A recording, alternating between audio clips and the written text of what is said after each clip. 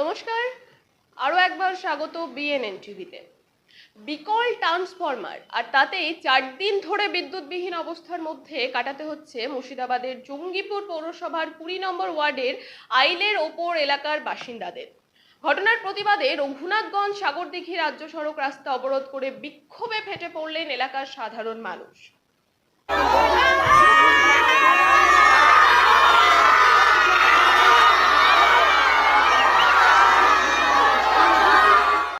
সূত্রের খবর, এই তীব্র দাবদাহের মধ্যে এমনিতেই নাজেহাল সাধারণ মানুষ। তার উপরে গত 4 দিন থেকে ইলেকট্রিকের ট্রান্সফরমার বিকল হওয়ার কারণে বিদ্যুৎ পরিষেবা বন্ধ হয়ে পড়েছে। বিদ্যুৎ দপ্তর থেকে প্রশাসনের কাছে দরবার করে লাভ না হওয়ায় এলাকার সমস্ত স্তরের মানুষ পথ অবরোধ করে বিক্ষোভ দেখান বৃহস্পতিবার।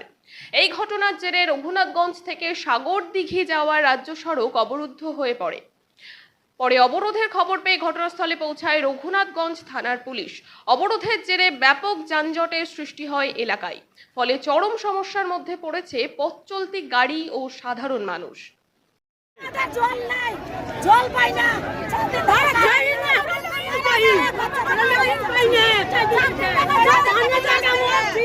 কদিন থেকে লাইনে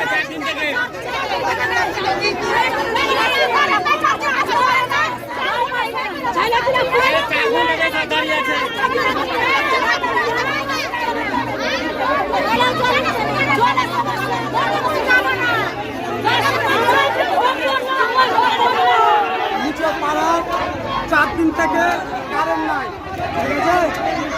আমরা এসআইয়ের কাছে ছিলাম, এসআই সাহেব বলছে কুট্টি পাট্টি মেরে দিচ্ছ। আজ আমাদের ট্রান্সমিটার দেখতে পেয়েছেন, লোডশেডিং আনতে পারছে না, বড় ট্রান্সমিটার লাগবে। আমাদের বাচ্চা ছেলেগুলো সব স্কুলে যেতে পারছে না। আজকে আমরা কষ্টে গরমে মরছি, 4 দিন থেকে ঠিকভাবে ঘুমাতে পারছি না, কলে জল উঠছে না। বিদ্যুৎ মন্ত্রী এখানে আমাদের থাকাকালীন কোনো কাজ হয় না। চেয়ারম্যান সাহেব কদিন থেকে লাইন নেই, 4 দিন থেকে আমরা সবারই কাছে এটা তুলে নেন। আগুন লেগে গেছে, কাজের সমাধান কিছু হয়নি। ওই আসছে ওই টুপি টাপি মেরে দিয়ে লরি পাপ দিয়ে বড় লাগবে। কতক্ষণ ধরে পথ অবরোধ করে আছে? 2 ঘন্টা। এখন পর্যন্ত কোনো এমপিও আসেনি, এমএলএ আসেনি। এখন অব্দি কেউ আমাদেরকে কোনো শুরুয়াত দেয়নি। আমাদের যতক্ষণ নতুন ট্রান্সমিটার বসছে, আমাদের কঠোরভাবে আন্দোলন চলবে।